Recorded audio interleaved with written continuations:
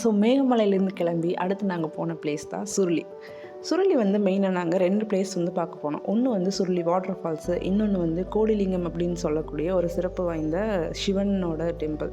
ரெண்டும் பார்க்கறதுக்கு முன்னால் நம்ம மேகமலை விலாக் பார்க்காதவங்க வந்துட்டு போய் செக் பண்ணி பாருங்கள். இந்த வீடியோக்கு முன்னால் மேகமலையோட ஒரு சைடில் இருக்க சின்ன சுருளி ஃபால்ஸும் சரி, இன்னொரு சைடில் சுருளி மலையில் இருக்க சுருளி ஃபால்ஸும் சரி, நீங்கள் மேகமலை மேலே ஹில் இருந்து போகிறதுக்கு வந்து எந்த ரூட் கிடையாது. ஏன்னா மேகமலையில் சுற்றிலும் ரிசர்வ் ஃபாரஸ்ட் அப்படிங்கிறனால நீங்கள் திரும்ப கீழே இறங்கி வந்து இன்னொரு 2 hours ட்ராவல் பண்ணி தான் வந்து போகணும்.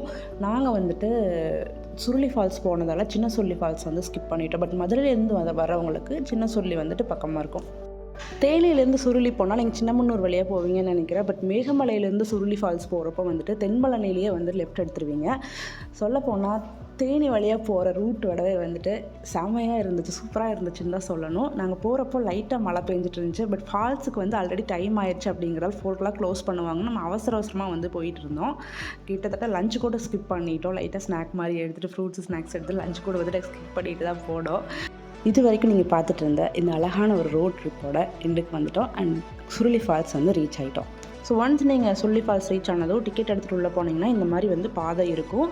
சமதளமான பாதை தான், நடக்கிறதுக்கு எந்த ஒரு ப்ராப்ளமும் இருக்காது. பட் 1 kilometer வந்து நீங்கள் நடக்கணும். அப்போ தான் வந்துட்டு சுருளி ஃபால்ஸ் வந்து ரீச் ஆக முடியும். வேகமாக நடந்து வந்து ஒரு வழியாக 3:15 வந்து நாங்கள் இங்கே ரீச் ஆகிட்டோம். அவ்வளோ அவசரப்பட்டு வந்ததுக்கு ஒரு ஒர்த்தான குளியல்.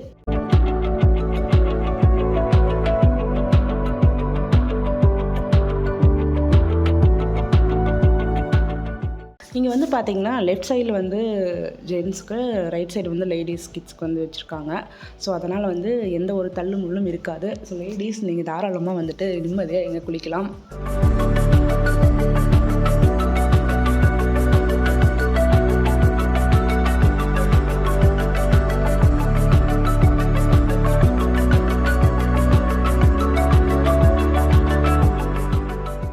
வாட்டர் ஃபால்ஸ்க்கு ஜஸ்ட்டு கீழே ஒரு 100 மீட்டருக்கு வந்து இந்த மாதிரி பாதை இருக்கும். இதெல்லாம் நிறைய பேர் வருவாங்க, பப்ளிக் இதுங்கிறதுனால வந்துட்டு அவ்வளோ நீட்டாக இருக்காது. ஸோ நான் வந்துட்டு ஸ்ட்ரெயிட்டாக ரூம் போகிறதால வந்து அப்படியே கிளம்பிட்டேன்.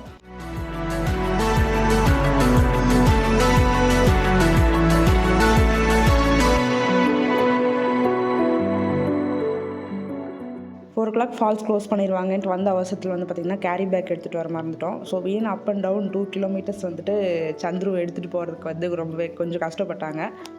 திரும்பி வரப்போ வந்துட்டு ரிலாக்ஸ்டாக தான் நடந்து வந்துட்டு இருந்தோம். எல்லாத்தையும் பார்த்துட்டு இடையில வந்து பார்த்திங்கன்னா ரெஸ்ட் எடுக்கிறதுக்கு கூட பிளேசஸ் வந்து சிட் அவுட் ஏரியா கொடுத்துருக்காங்க. 1 kilometer அப் அண்ட் டவுன் போகிறதுக்கே ஒரு 45 minutes ஆயிரும். ஸோ ஒரு 1 hour ஃபால்ஸில் ஸ்பெண்ட் பண்ணுறீங்கன்னா மினிமம் 2 hours வந்துட்டு இந்த இடத்துக்கு தேவைப்படும். ஸோ 2 to 3 hours அந்த மாதிரி வந்து பிளான் பண்ணிக்கலாம். 4 o'clock ஃபால்ஸ் க்ளோஸ் பண்ணுவாங்க. அடர்ந்த சுருளி மலைக்கு இடையில் இவ்வளோ பெரிய பெரிய மரங்களை பார்த்துக்கிட்டு நாங்கள் வந்து வெளியில் வந்துட்டோம்.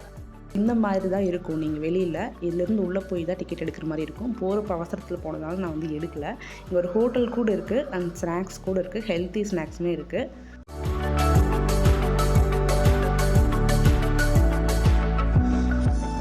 ஸோ கொஞ்சம் ஸ்டீம் பண்ண வேர்க்கடலையும் அப்புறம் வந்து மரவள்ளிக்கிழங்கும் வாங்கிட்டு அடுத்து நாங்கள் போன பிளேஸ் தான் வந்துட்டு கோடிலிங்கம்.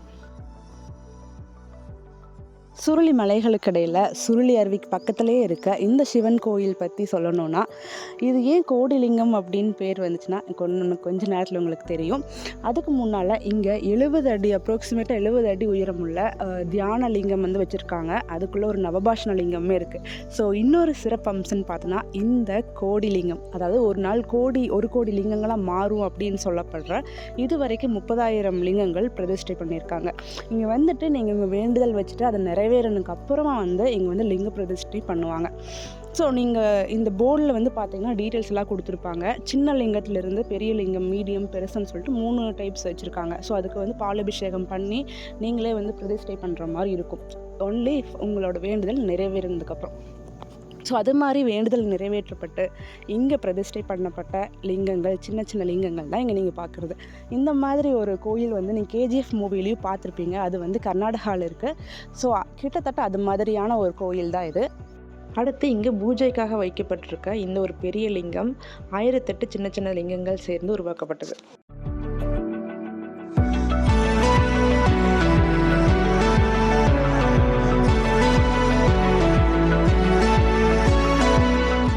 நீங்கள் 50 ருபீஸ் கட்டணம் போட்டிருக்கிறது வந்துட்டு இங்கே இருக்க பெரிய 70 ஃபீட் லிங்கத்துக்குள்ளே போய் நீங்கள் தியானம் பண்ணுறது இல்லை சாமி கும்பிட்டுட்டு வர்றதுக்கான ஒரு ப்ரைஸு. அங்கே வந்துட்டு கேமராஸு வீடியோஸ்க்கெல்லாம் அலௌடு இல்லை. ஸோ வெளியவே நீங்கள் வந்துட்டு டிக்கெட் எடுக்கிற கவுண்டர்லேயே சப்மிட் பண்ணிட்டு போகிற மாதிரி தான் இருக்கும்.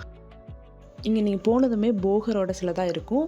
பழனி முருகனோட நவபாஷ்ண உருவத்தை உருவாக்குன சித்தர் தான் போகர். ஸோ இங்கேயுமே வந்து அவரோட சிலையை பார்க்க முடியும். அகஸ்தியர் அப்படின்ட்டு நிறைய சித்தர்களோட சிலைகள் வந்து இங்கே இருக்குது.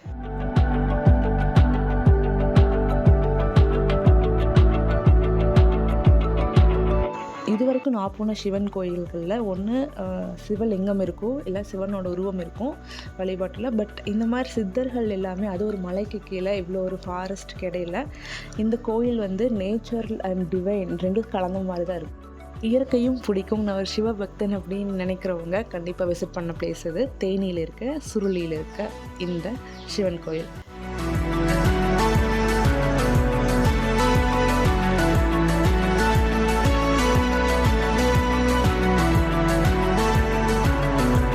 சித்தர்கள் சிலை மட்டும் இல்லாமல் இந்த வனத்தை காக்கிற ஒரு வனதேவதை சிலையும் வந்து வச்சுருக்காங்க. ஆல்மோஸ்ட் நீங்கள் கேள்விப்படாத எல்லா சித்தர்களோட சிலையும் வந்து இங்கே பார்க்க முடியும். இதுக்கு பக்கத்துலேயே ஒரு அம்மன் சிலையும் வச்சுருக்காங்க. அங்கே நிறையா பேர் வேண்டுதல் வச்சுருக்கிறத வந்து பார்க்க முடியுது.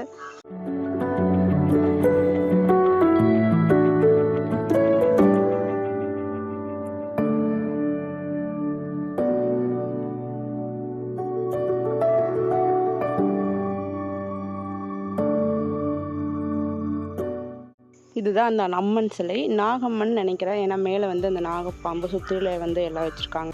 எனக்கு இதில் பெருசாக நம்பிக்கை இல்லைனாலும் வந்து நம்மளுக்கு மீறின ஒரு சக்தி இருக்குது, ஒரு பாசிட்டிவ் எனர்ஜி இருக்குது அப்படிங்கிறது தான் வந்து என்னோட நம்பிக்கையும். இதுதான் நான் சொன்ன 70 ஃபீட், அதாவது 70 அடி உயரமுள்ள லிங்கம்.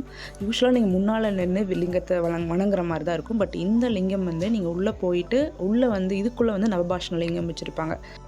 ஏஷியாலேயே மிகப்பெரிய சிவலிங்கம் அப்படின்னு தான் இங்கே இருக்க போர்ட்ஸ்லாம் எழுதி போட்டிருக்காங்க. பட் இன்னும் நிறையா வந்து பெரிய பெரிய லிங்கங்கள் இருக்குது மற்ற ஸ்டேட்ஸில். அதுவும் இல்லாமல் இது வந்து 70 ஃபீட் அப்படிங்கிறது தமிழ்நாட்டில் இருக்க டாலஸ்ட், அதாவது பெரிய லிங்கம் தான் இது. பட் இது வந்து இன்னும் கரெக்டாக வந்து ரெஜிஸ்டர் பண்ணல, சர்டிஃபிகேஷன்ஸ் அந்த மாதிரி வந்து வாங்கலை. அதனால வந்து சோஷியல் மீடியாவில் வந்து நீங்கள் சர்ச் பண்ணிங்கன்னா வந்து வேற ஒரு திருச்சியில் இருக்க ஒரு சிவலிங்கம் தான் வரும். இந்த லிங்கம் வந்து வராது. பட் அதோடவே வந்து இது அதிகமான உயரம் கொண்ட ஒரு சிவலிங்கம். அந்த பெரிய தியான லிங்கத்துக்குள்ளே மொபைல் அலௌட் இல்லை அப்படிங்கிறதால நம்ம எடுக்க முடியல. ஸோ அங்கே வந்துட்டு உள்ளுக்குள்ளே நீங்கள் மும்மூர்த்திகளுமே பார்க்க முடியும். பிரம்மா, விஷ்ணு, அப்புறம் நவபாஷண லிங்கம் இருக்கும். ஒரு பெரிய விநாயகர் சிலையும் நீங்கள் பார்க்க முடியும்.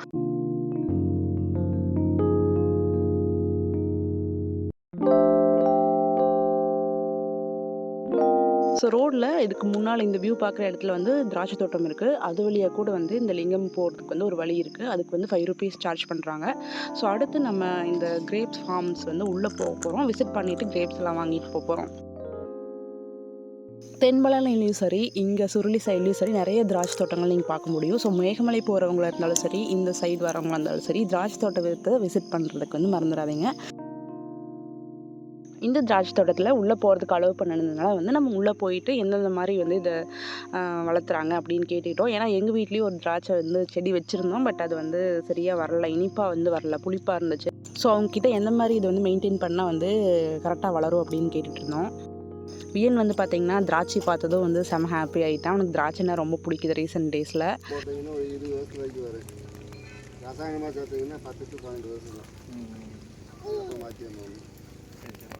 நாங்கள் பறித்து கொடுக்குற அளவுக்கு கூட அவனால் வெயிட் பண்ண முடியல. பார்த்ததும் அவனே கையை மேலே விட்டு பறித்து சாப்பிட ஆரம்பிச்சிட்டான். ஸோ ஃப்ரெஷ்ஷாக கிடச்சிது. நாங்கள் 50 ருபீஸ்க்கு 1 kg வாங்கிட்டு போனோம். ரொம்ப சீப்பாக இருந்துச்சு.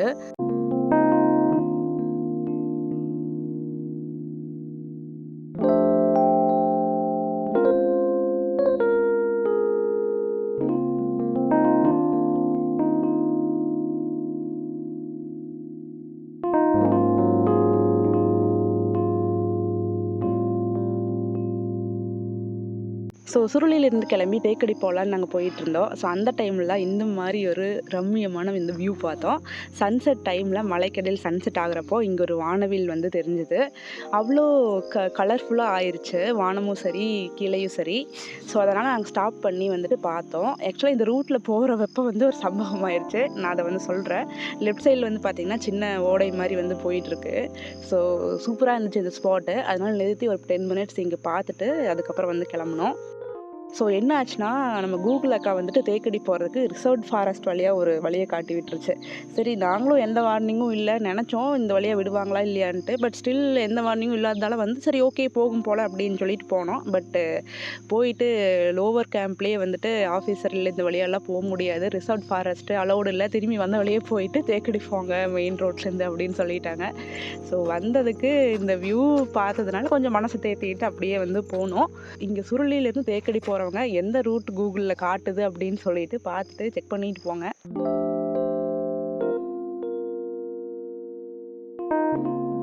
இங்கேருந்து நாங்கள் கிளம்பி அடுத்து போன பிளேஸ் தான் தேக்கடி. ஸோ தேக்கடி பற்றி எல்லா டீட்டெயில்ஸும் தெரிஞ்சுக்கணும், என்னென்ன ஆக்டிவிட்டீஸ் பண்ணலாம் அப்படின்னு தெரிஞ்சுக்கணுன்னா ஸ்டே டியூன்ட்.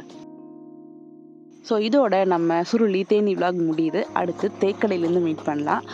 எங்கள் கூட டிஜிட்டலாக ட்ராவல் பண்ண சப்ஸ்கிரைப் பண்ணி வச்சுக்கோங்க. உங்களுக்கு இந்த வீடியோ பிடிச்சிருந்தனா லைக் பண்ணுங்கள், ஷேர் பண்ணுங்கள். தேங்க்யூ.